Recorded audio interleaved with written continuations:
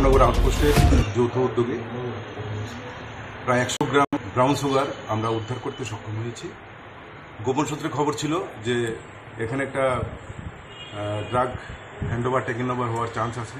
সেই অনুযায়ী সেখানে পুলিশ সিভিল ড্রেসে এবং পোশাকে ছিল এবং সেই প্রোগ্রাম অনুযায়ী বরজলা টিআরটিসি অফিসের সামনে ও যখন ড্রাগসগুলি নিয়ে আসে তখন তাকে ধরা হয়।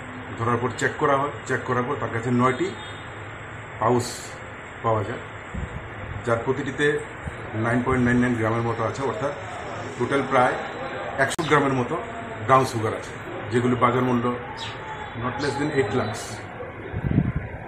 তাকে জিজ্ঞাসাবাদ করার পর তার নাম জানা যায় রাজীব দত্ত, তার বাবার নাম প্রদীপ দত্ত, বাড়ি নতুন কলোনি, কমলাশঙ্কর। তো সে কীভাবে এই মালগুলি এই ড্রাগসগুলি আনলো, কীভাবে কাকে হ্যান্ডওভার করলো, বাকি বিস্তারিত যেগুলো আমরা আজকে তাকে পুলিশ রিমান্ডে আনছি, এনে জিজ্ঞাসাবাদ করে তার থেকে বিস্তারিত আমরা নেব। ওইখানে কি সে একাই ছিল না অন্য? ওখানে একাই ছিল। তার সাথে কি আর কেউ জড়িত আছে এরকম? এটা আমরা এখন ইনভেস্টিগেশন এবং ইন্টারোগেশন এই দুটোর মাধ্যমেই পাবো। তার সঙ্গে কি কি পাওয়া যায়?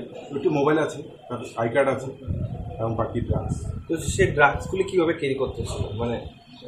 একটা ব্যাগের মধ্যে ছিল।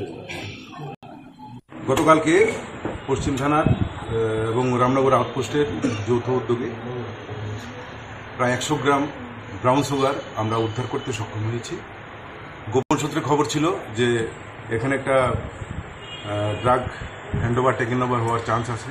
সেই অনুযায়ী সেখানে পুলিশ সিভিল ড্রেসে এবং পোশাকে ছিল এবং সেই প্রোগ্রাম অনুযায়ী বরজলা টিআরটিসি অফিসের সামনে ও যখন ড্রাগসগুলি নিয়ে আসে তখন তাকে ধরা হয়। ধরার পর চেক করা হয়। চেক করার পর তার কাছে 9টি পাউচ পাওয়া যায়, যার প্রতিটিতে 9.99 গ্রামের মতো আছে, অর্থাৎ টোটাল প্রায় 100 গ্রামের মতো ব্রাউন সুগার আছে, যেগুলি বাজার মূল্য নট লেস দেন 8 লাখ। তাকে জিজ্ঞাসাবাদ করার পর তার নাম জানা যায় রাজীব দত্ত, তার বাবার নাম প্রদীপ দত্ত, বাড়ি নতুন কলোনি, কমলাশঙ্কর। তো সে কীভাবে এই মালগুলি এই ড্রাগসগুলি আনলো, কীভাবে কাকে হ্যান্ডওভার করলো, বাকি বিস্তারিত যেগুলি ছিল সেটা আমরা আজকে তাকে পুলিশ রিমান্ডে আনছি, এনে জিজ্ঞাসাবাদ করে তার থেকে বিস্তারিত আমরা নেব।